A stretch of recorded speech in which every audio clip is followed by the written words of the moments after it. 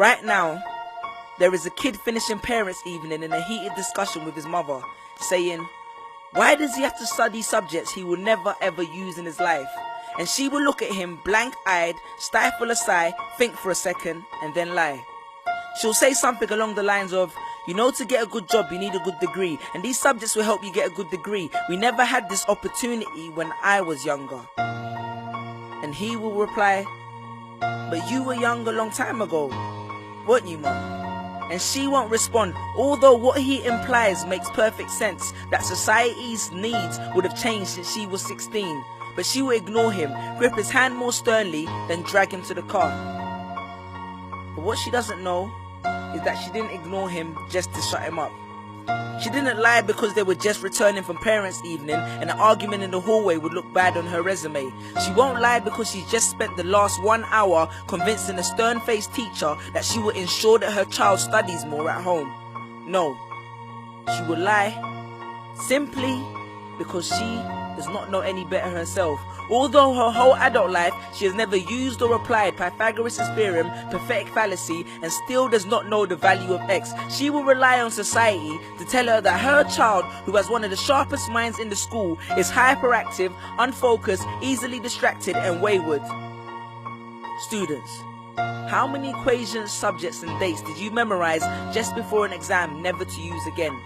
How many A grades did you get which were never asked for when you applied for a job?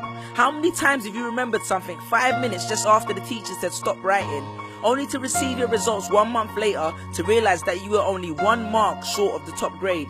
Does that mean remembering 5 minutes earlier would have made you more qualified for a particular job? Well, on the application form it would have. We all have different abilities, thought processes, experiences and genes. So why is a class full of individuals tested by the same means? So does that mean Sherelle thinks she's dumb because she couldn't do a couple of sums? And if this issue is not addressed properly, it then becomes a self-fulfilling prophecy. Then every school has the audacity to have a policy on equality. The irony.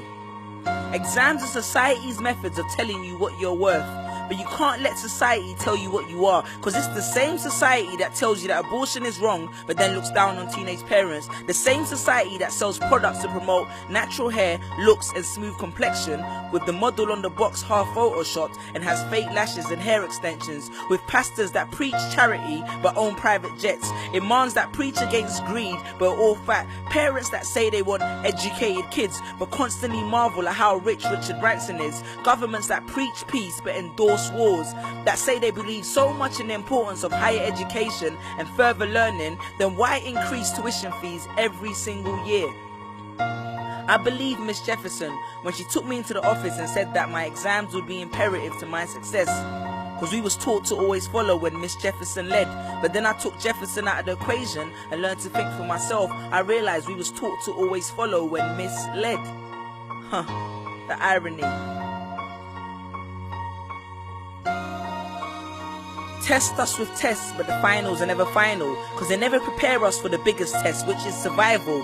And what I suggest is fairly outlandish, so I do not expect everyone to understand this, except for the kids who knows what it feels like to be worth no more than that D or that A that you get on results day, and the ones whose best stories were never good enough for the English teacher, because apparently you missed out key literal techniques, did not follow the class plan, and the language was too informal for him to understand. But then he'd reference Hamlet and Macbeth, and you'd fight the urge to express your contempt by partially clenching your fist with only your medius finger left protruding in the middle of your hand, and then asked if he was aware that Shakespeare was known as the innovator of slang. Or the kid at the back of the class who thinks, why am I studying something that doesn't fuel my drive? But then when confronted with a maths problem, his eyes come alive. So this one is for my generation, the ones who found what they were looking for on Google, the ones who followed their dreams on Twitter, pictured their future on Instagram, accepted destiny on Facebook. This one's for my failures and my dropouts, for my unemployed graduates, my shop assistants, cleaners and cashiers with bigger dreams, my self-employed